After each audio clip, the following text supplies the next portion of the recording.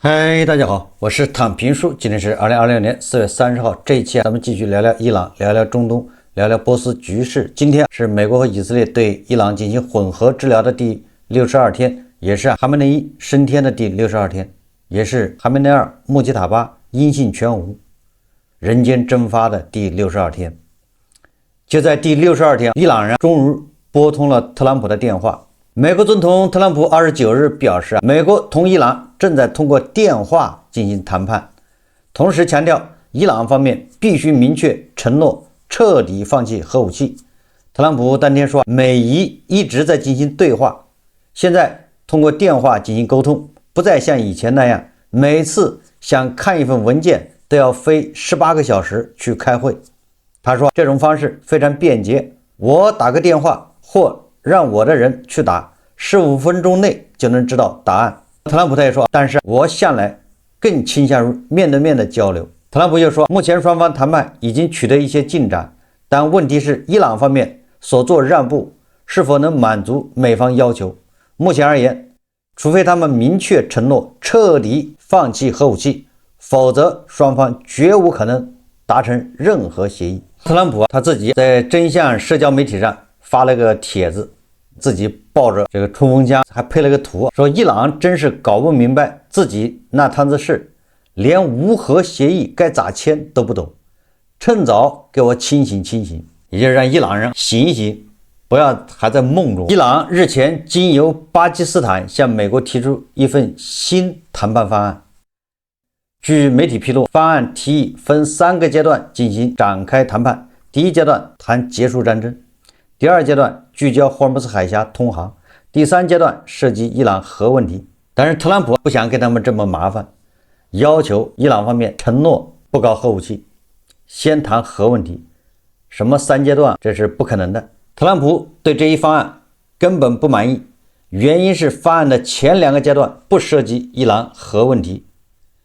想骗特朗普开放霍尔木兹海峡没那么容易。美国总统在接受美国数字新闻网叫阿克西奥斯采访时说，在伊朗同意就核问题达成协议之前，他不会解除对伊朗的海上封锁。他拒绝了伊朗提出的先开放霍尔木兹海峡，解除封锁，再推迟和谈的提议。海上封锁在某些方面比轰炸更有效，伊朗就像被塞住了嘴一样的猪一样难受。他这个比喻不太恰当。特朗普说，伊朗就像被塞住了嘴的猪一样难受。对于他们来说，情况只会越来越糟，伊朗绝不能拥有核武器。这个实际上伊朗应该是像被堵住了屁眼的猪那样的难受。有人说是叫便秘。在这里我再提供一个，大概是初中的时候，我们因为那个时候上什么生理卫生，不知道哪个同学不知道从哪儿看到的这种非常残忍的一个对付老鼠的一个办法秘方，恐怕有很多人在农村生活的有人有这经验，说把那个老鼠抓住以后，往它肛门里塞一颗黄豆或者2颗，把它缝上，灌点水，那个黄豆进水之后它就会膨胀。那老鼠肛门里塞了个黄豆以后，它膨胀，它就非常难受，性情大变，非常残忍凶残。你把这个老鼠放回去，老鼠它就进了它自己的洞以后，逮着老鼠就咬，攻击同类，甚至连猫它都不怕，因为它已经疯了。后来我听说我们的同学有人就做这样的实验，效果怎么样我也不清楚。我在想，伊朗现在恐怕就是这种感受，因为它的石油不停的在涨库存，最后发生爆炸。美国的财长贝森特还有特朗普都一而再再而三的说，伊朗马上就要石油管道发生爆炸，库存爆炸。特朗普对媒体讲说，伊朗的石油终端的库存管道会发生爆炸。完了，这个关键是特朗普他讲的煞有介事的，他讲这里面的科学原理，说什么原因导致了这个不可逆，管道就会爆炸。但这玩意我也没听明白为什么会爆炸，我也不是搞石油运输石油管道这一块的，不太清楚。但是特朗普这种真真假假假假真真，跟贝森特两人一唱一和的，一个说伊朗的要涨库存要爆炸，特朗普还解释很认真，说为什么爆炸。结果伊朗人破防了，这个伊朗的议长卡利巴夫气坏了。一般呢，对于这种口水战，你没有必要搭理，因为让听众或者让外界自己去评判，你自己处理就完了。但是伊朗人一认真，就显得有点乱。步伐阵法是不是就乱了？伊朗议长卡利巴夫他发帖子嘲讽美国封锁论，说3天过去了，并没有油井发生爆炸，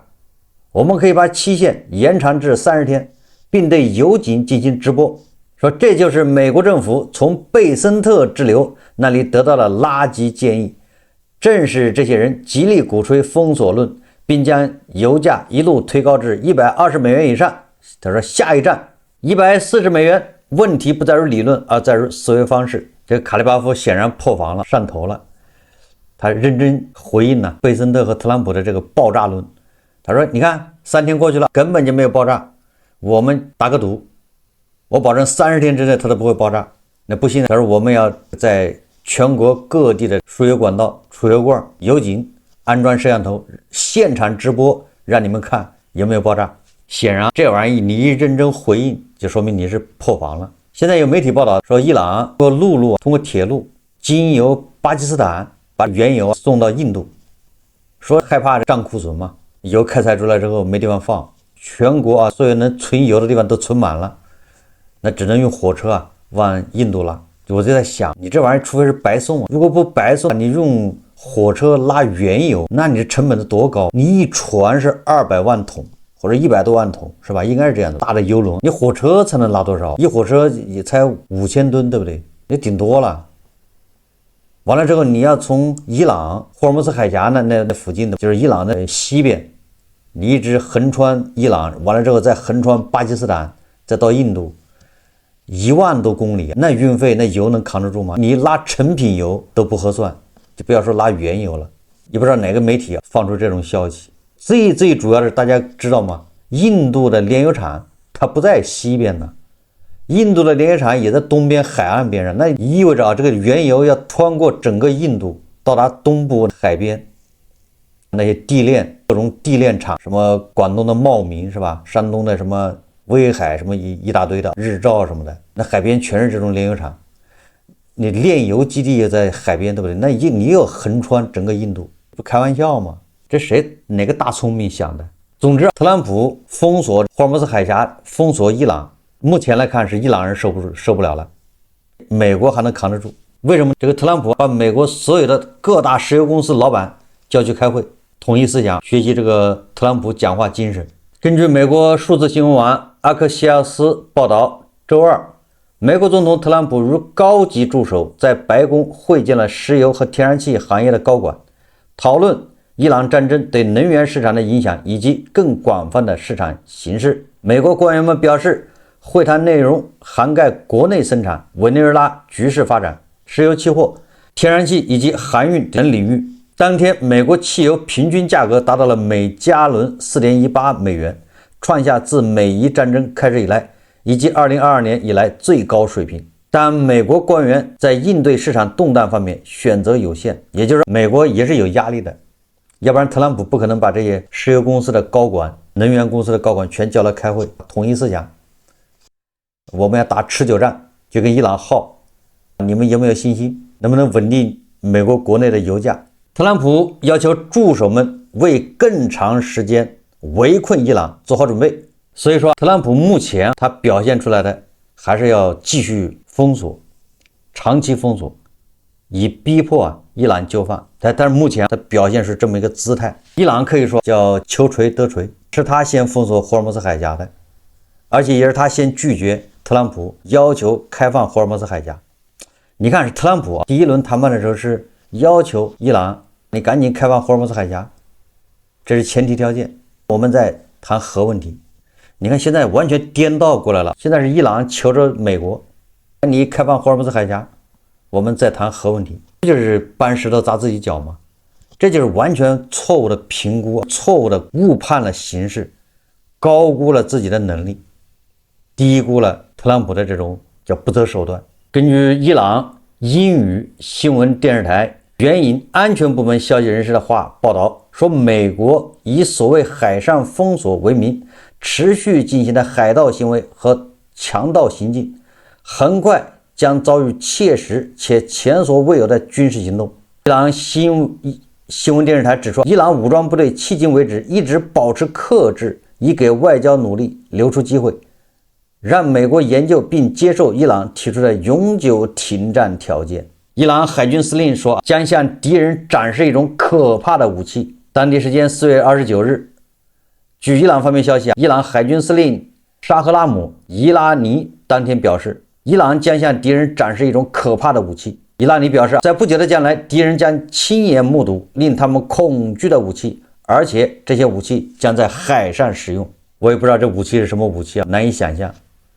也不知道，既然有这么厉害的武器，为什么第一阶段不用，非要留着现在用是吗？还是伊拉尼说，他说伊朗海军此前已对林肯号航空母舰发动了7次导弹打击，美军一度无法出动飞机或开展空中行动。伊拉尼称，伊朗军队已从阿拉伯海封锁了霍姆斯海峡，如果美军进一步推进，伊朗军队将迅速采取作战行动。说最狠的话，挨最多的打就是这种。目前这个僵局会怎么打破呢？特朗普认为封锁某种程度上比轰炸更有效。特朗普也敦促伊朗尽快做出明智的决定，但是伊朗方面说，以军方迄今展示的克制，旨在为外交斡旋留出空间，给特朗普机会，给特朗普反省。若一方条件遭到拒绝，敌人很快就会面临另一种截然不同的回应。就是伊朗的军方更加强硬，他说现在不打你美国，那纯粹是因为给外交斡旋留出空间。对伊朗方面开出的条件，如果特朗普不能领会，那么特朗普后悔就晚了。我们首先看看这特朗普他在搞些什么动作。还是美国媒体报道说，美国军方也就是4月30号将向美国总统特朗普汇报最新的打击伊朗方案。据报道，美国中央司令部准备的新方案是对伊朗发动一轮迅速且强烈的打击，打击目标很有可能包括伊朗的基础设施，也就是把伊朗用最短的时间内送回石器时代，也就是军事选项已经放在这个桌面上了。根据西方媒体报道，美国中央司令部已请求向中东发送暗鹰高超音速导弹，以便可能对付伊朗使用。报道称，部队部署申请中这一举措的理由是，伊朗已将其发射装置移至精确打击导弹的射程之外。精确打击导弹是一种能够打击300多英里以外的目标的武器。报道显示，如果请求获得批准，这将是美国高超音速导弹的首次部署，尽管该导弹至今仍未被认为已经完全具备作战能力。这个暗鹰超音速导弹打击公里大概在2000公里以外，也就是说，特朗普虽然在跟伊朗进行电话谈判，但是武力解决依然是一个极有可能的选项，而且很快就要发生。我们再看看伊朗内部，自从哈梅内伊死之后，伊朗实际上就已经是叫群龙无首。虽然哈梅内尔穆杰塔巴被选为新的领袖，但是由于他2个多月都不露面，他本来就是个弱势的，这是各方妥协这么选上了一个临时的这么一个领袖，在哪个方面都没有太大的根基，在政府系统，在军队，在伊斯兰革命卫队，在神权这个就是毛拉教士集团内部，他都没有什么很深的资历。他也就是个哈梅内伊的相当于一个办公室主任，跟外界联络的这么一个通讯员，突然上了这个领袖的位置，本来就根基就不稳，再加上你2个月不露面，大家他处境就可想而知。伊朗革命卫队冒出分裂的苗头，31个省级指挥官开始选边站队。穆杰塔巴不想被人架空，但也要防止伊朗陷入内斗的泥塘。伊朗国内消息称，此轮波斯湾地区危机的爆发，使得伊朗内部主战派力量进一步崛起，进而导致革命卫队这一伊朗最具实力的权力集团内部出现了分裂苗头。我老拿东汉末年还有三国来比喻，还有清末湘军崛起，导致后来整个的清朝已经跟过去跟清朝中期前期面目全非，这个背景非常相像的。伊朗的革命卫队这31个省级指挥，那都是军阀，因为他们每个人手上自己还有财权、人事权，自己还有动武的权利，有将在外，军命有所不受，因为这是哈梅内伊死之前安排的，就是防止美国人斩首。那这样伊斯兰革命卫队至少分成2派，就是两个阵营。革命卫队各级指挥官以及那些出身革命卫队的伊朗高层，现在所做的一切都是为了达成确保伊朗政权延续这一目标，也就是既得利益。但是在具体的方式方法上面，革命卫队集团内部存在分歧，以新任革命卫队司令瓦西迪、前革命卫队副司令、新任最高国家安全委员会秘书佐勒加德尔为代表的一批主战派，现在普遍希望伊朗能够在与美以的地缘交锋中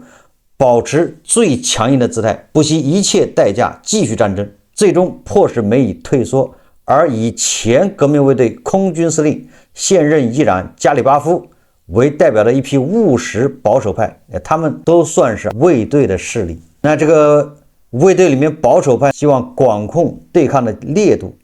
更多的是通过外交斡旋来结束这场争端。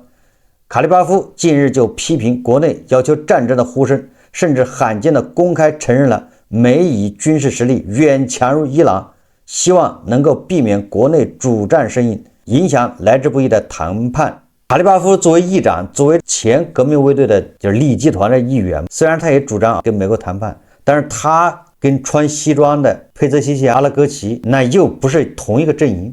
也就是他们虽然也都是主张跟美国谈判，但是他们的最终目的也是不一样。那卡利巴夫他更希望是保护挽救伊朗目前的这种体制，也就是毛拉政权。但是你很难说佩泽西奇扬他也真心真意的就拥护这种体制。佩泽西奇扬是总统民选的，他当然也希望成为真正的总统，而不是一个跛脚总统，上面还有一个领导的总统。所以说每个人位置不一样，想法是不一样的。所以卡利巴夫作为谈判代表团团长，作为务实派，但是他跟佩泽西奇扬在跟美国谈判这一块、停战、发展经济这块有某种的重合，但是他们归根结底的目标不一定一致。咱们这里主要讲革命卫队卡利巴夫等人的务实声音，依旧引发了主战派的不满。伊朗政坛强硬派团体革命稳定阵线成员阿里赫兹里安等多名议员就在呼吁罢免卡利巴夫，并尝试推动弹劾外交部长阿拉戈齐。在此次军事冲突爆发前，伊朗政坛保守派中就有强硬保守派、务实保守派以及温和保守派的路线分歧，只是在过去数十年时间里，改革派一直有能力在政坛对保守派形成威胁，所以保守派内部的矛盾被掩盖起来，外界更加关注改革派与保守派博弈。此次冲突导致保守派力量进一步掌控伊朗政坛的主导权，才让保守派内部分歧完全浮出水面。在过去数十年里，伊朗最高领袖哈梅内伊一直有效扮演着仲裁者的角色，一面利用各派系的不和，确保自己不被架空，一面平衡了各派系之间的矛盾，确保了伊朗军政体系的运行。可随着哈梅内伊、拉里贾尼先后在美以空袭中身亡，伊朗政坛暂时没有人能够在短时间内调和矛盾。新任最高领袖穆吉塔巴本来应该扮演这一角色，但受到本身政坛资历、掌权时间等因素以限制，穆吉塔巴尚未展现出堪比其父的高超政治手腕，导致竞争不再有明确的天花板，两派人马也就变得更加肆无忌惮。革命卫队集团内部的分歧又带来了两个隐患。首先，美伊之间的谈判进入了关键期，双方围绕霍尔木兹海峡、通行权等问题交锋不断，主战派的坚决态度有可能对谈判造成负面影响。那现在造成目前这个局面的就是伊朗的主战派。其次，为了降低美以斩首行动对自身军事指挥体系的负面影响，避免指挥链彻底断绝，革命卫队采取了马赛克防御策略，将军事指挥权下放到了31个省的地区指挥官手中。而在高层分裂越发明显之后，这些手握军权的指挥官有可能会加紧选边站队，这便有可能导致整个革命卫队进一步陷入分裂之中。在美以外部军事威胁依旧存在的情况下，革命卫队内部两派人马目前有所收敛，但是目前的领袖穆吉塔巴如果不能及时提升自身的威望，有效解决分歧，革命卫队仍旧有可能在未来某一天走向分裂。而作为掌握伊朗核心武力的权力集团，革命卫队一旦走向分裂，就将对整个伊朗造成难以预估的影响。换而言之，美以的外部军事威胁如同一道高压线，暂时压住了革命卫队的内部分歧，两派尚不至于立刻撕破脸皮。然而，这种脆弱的危机团结能够持续多久，完全取决于穆吉塔巴能否在短时间内迅速成长为一个真正有权威的仲裁者。如他迟迟无法展现出堪比其父的政治手腕与平衡能力，那么随着战局或谈判进程的变化，革命卫队内部主战派与务实派之间裂痕只会越撕越大。一旦这股掌控着伊朗核心武力的力量走向公开分裂，其后果远超派系斗争本身，轻则导致国家决策陷入瘫痪，重则引发安全体系崩塌，甚至将整个伊朗拖入难以预估的动荡深渊。这个是必然的。在美国特朗普的高压之下，伊朗革命卫队它内部一定会四分五裂，但是这个需要一点时间，不能说明天就会实现。塔斯尼姆通讯社它隶属于伊斯兰革命卫队，而伊朗也有媒体，它属于叫赛义德·贾利利这一派人。赛义德·贾利利前一轮跟美国谈判和谈的代表，谈着谈着，特朗普就把他们的一个扬了。赛义德·贾利利是一个极端的强硬派，所以说隶属于革命卫队的塔斯尼姆通讯社就开始批评贾利利，说最近几周旨在破坏伊朗团结的刻意活动已经形成，出现了来自渗透和可疑活动的严重痕迹，并且最近甚至一些人因此被捕。这家隶属于革命卫队媒体将支持赛义德·贾利利的网站描述为有组织的可疑势力，称其转向制造分裂，并正在完成特朗普的项目。伊朗伊斯兰革命卫队内部会把很多人把敌对的一方对方指责为特朗普的代理人，美国和以色列的代理人是特务内奸，这一套印度人都熟。这个时候一个夷奸的帽子扣在谁头上谁都受不了。根据媒体报道称，政府结构内部分歧正在加剧，并称穆罕默德·巴格尔·卡利巴夫在与顾问们的会议上严厉批评了反对与美国达成协议的反对者和一些与稳定战线立场一致的活动人士。这个卡利巴夫直接就指责贾利利说，这样的人将摧毁伊朗，也就是伊朗的极端强硬派，比如贾利利这样的人，他居然是领导以前跟美国的谈判，